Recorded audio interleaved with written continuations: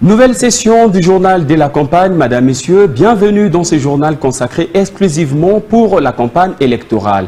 Commençons avec le président sortant, candidat à sa propre succession. Félix Tshisekedi est arrivé dans la province du Sud Kivu, à Kavumo, en territoire des Kabaré, en ville de Bukavu. Devant une foule immense et attentive venue l'écouter à la place de l'indépendance de Bukavu, le numéro 20 a promis la gratuité de l'enseignement secondaire une fois réélu à la magistrature suprême. Il a également promis la construction d'une route incluant la RN5 reliant Bukavu à Mbujimayi dans la province du Kasaï. Notons que dans sa tournée au Sud Kivu, le candidat numéro 20 est accompagné de Vital Kamerhe, Modeste Bahati et Norbert Bassengizi. Suivez.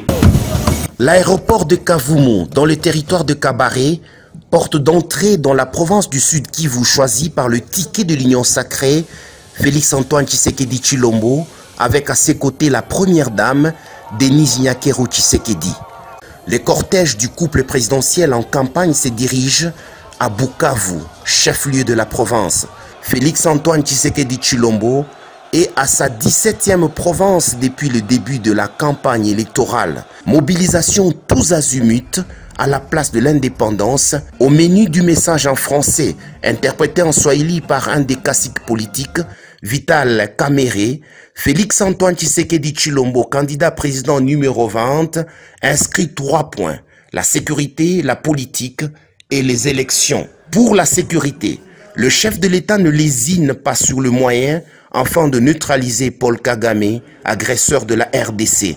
Sous le plan politique, il a évoqué plusieurs projets réalisés et d'autres en cours, dont l'augmentation de la réserve stratégique, l'augmentation du budget national de 5 à 16 milliards, la gratuité de l'enseignement primaire, la gratuité de la maternité, volet de la couverture santé universelle, le programme de développement local de 145 territoires, la stabilité monétaire, l'agriculture et la transformation de produits locaux, ainsi que la construction de la route nationale qui part de Bukavu jusqu'au Kasaï en passant par Walungu.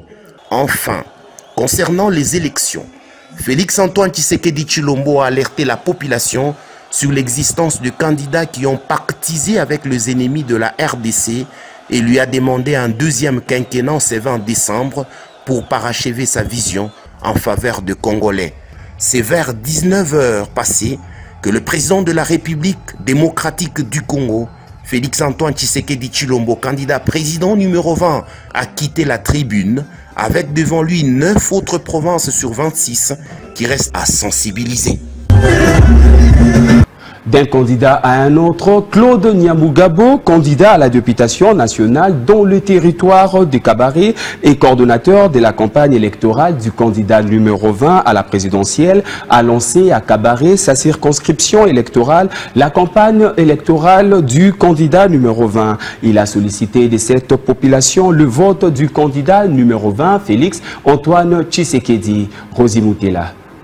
Désigné coordonnateur de la campagne électorale du candidat numéro 20 Félix-Antoine Tshisekedi dans le territoire de Kabaré, Claude Nyamugabo, candidat numéro 177 à la députation nationale, n'a pas tardé de fouler le sol de son Kabaré natal. Il a sur place procédé au lancement de la campagne électorale du candidat numéro 20 à la présidentielle avant de lancer sa propre campagne à la députation nationale numéro 177 devant des milliers de militants et militantes, des hommes et des femmes venus de partout, arborant des effigies et banderoles de Félix-Antoine Tshisekedi, porteur des messages à sa gloire dans ce territoire de Kabaré, qui a dit oui à la réélection de Félix-Antoine Tshisekedi comme président de la République et celle de Claude Nyamugabo comme député national. Demander aussi à la population de donner un deuxième mandat au président Tshisekedi pour lui permettre cette fois de parachever son programme pour la République démocratique du Congo. Dans son mot, Claude Nyamugabo est revenu sur les raisons pour lesquelles il faut accorder un deuxième mandat à Félix Antoine Tshisekedi. Il a évoqué notamment la gratuité de l'enseignement de base, la gratuité de la maternité devenue effective, la construction des écoles et hôpitaux, ainsi que d'autres infrastructures routières, avant de saluer les efforts consentis pour le retour de la paix. Me donner un deuxième mandat pour me permettre de poursuivre les réalisations multiples que j'ai faites pour la population. Claude Nyamugabo a par la même occasion dressé le bilan de ses réalisations en faveur de la population de Kabare. À la fin de la cérémonie, la foule décide de raccompagner son candidat jusqu'au bureau du FPCN, son parti, avant de chuter à sa résidence officielle où l'attendait une foule nombreuse et l'ambiance était bon enfant. Moïse Katumbi Tchapoué, candidat numéro 3 à la présidentielle du 20 décembre prochain, a foulé les sols du territoire d'Idiofa dans la province du Kwilu le jeudi 7 décembre 2023. Il y a lieu de le dire, le candidat numéro 3 s'est offert Idiofa par l'accueil chaleureux de la population. Il a aussi palpé du doigt les difficultés de la population, surtout le mauvais état de la route qui quitte Idiofa. Suivez. 24e étape de sa tournée de campagne électorale, le candidat numéro 3 à la présidentielle, Moïse Katumbi Tchapoué, prend la route jeudi 7 décembre 2023 de Kikwit à Idiofa. Sur le terrain, le président Moïse Katumbi Tchapoué palpe du doigt ce que le camp sortant appelle des acquis à préserver, des acquis en bourbier impraticables. Le long de ce calvaire boueux, le chairman Moïse Katumbi Tchapoué, par moment, est obligé de s'arrêter pour dépanner les usagers bloqués dans ce piège plusieurs jours durant. Abandonnée à elle-même, cette population se prend en charge par des petits travaux de cantonnage manuel.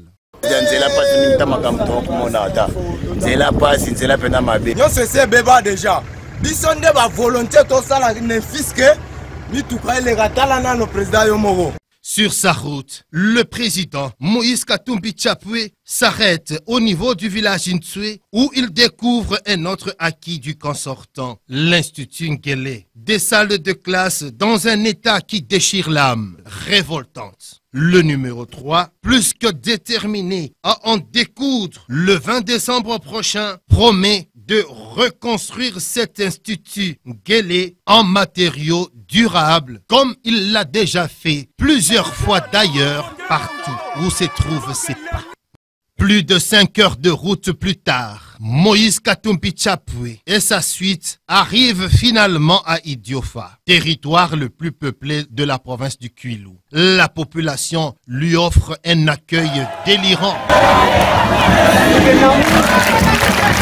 Est-ce que pendant 5 ans wana bapesi bino nzela awa bozala banzela naye awa na nzela pona mona après le 20 décembre nzela ya mabele wana ekosila. Rien que 68 km de route en 5 heures du temps, c'est déjà très grave.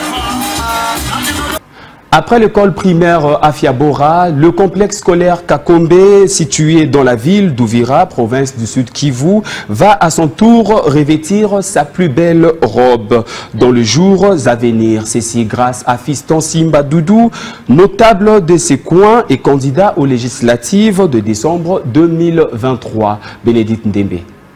Il n'en finit pas avec les actions de grande envergure. Après avoir doté l'école primaire Afiabora à Uvira d'un nouveau bâtiment, bien équipé en pupitres, Fiston Simba Doudou, candidat numéro 175 à la députation nationale et 263 à la députation provinciale, a cette fois procédé à la pose de la première pierre pour la construction du complexe scolaire Kakombe, l'école qu'il a formée en maternelle, vieille de 40 ans et qui s'apprête à revêtir pour la première fois sa plus belle robe.